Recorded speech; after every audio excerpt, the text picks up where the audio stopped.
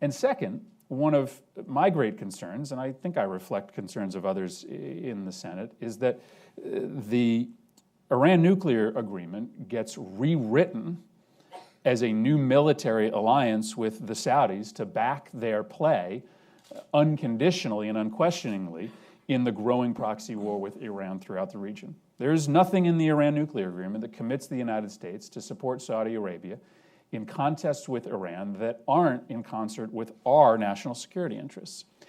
And I think the war in Yemen is example A of a military objective by the Saudis that does not run in accordance with U.S. national security interests. And I would argue that our participation in the war is only silent here in the United States Congress and in Washington, D.C. In the region, it's not silent at all. Yemenis will tell you that this isn't a Saudi bombing campaign. This is a U.S. Saudi bombing campaign.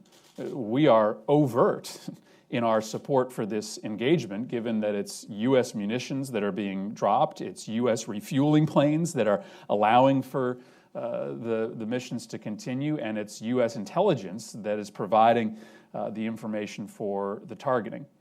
And yet, the result of this conflict has been the death of thousands of civilians, many of them reportedly targeted by Saudi bombers, has been the creation of enormous space for the growth of AQAP, which grows uncontested in Yemen today because of the refusal of the coalition to go after AQAP, given their preference to go after Houthi targets, and of course the growth of ISIS in the region, in country as well.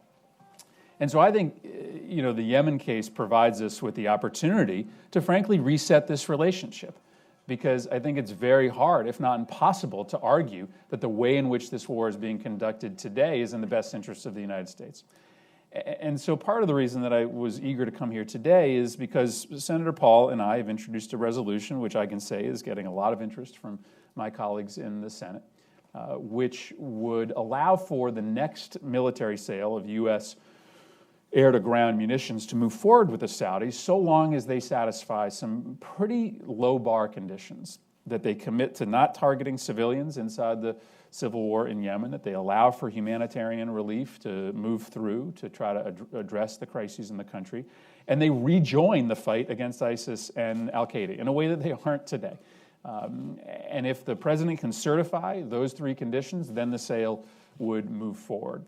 It's not too much to ask, but I think it would allow us to, create a new middle ground in this relationship in which we continue to understand it as a bedrock of our foreign policy in the Middle East, but that we start to expect a little bit more of the Saudis in order to continue to receive the high level of military support that we give.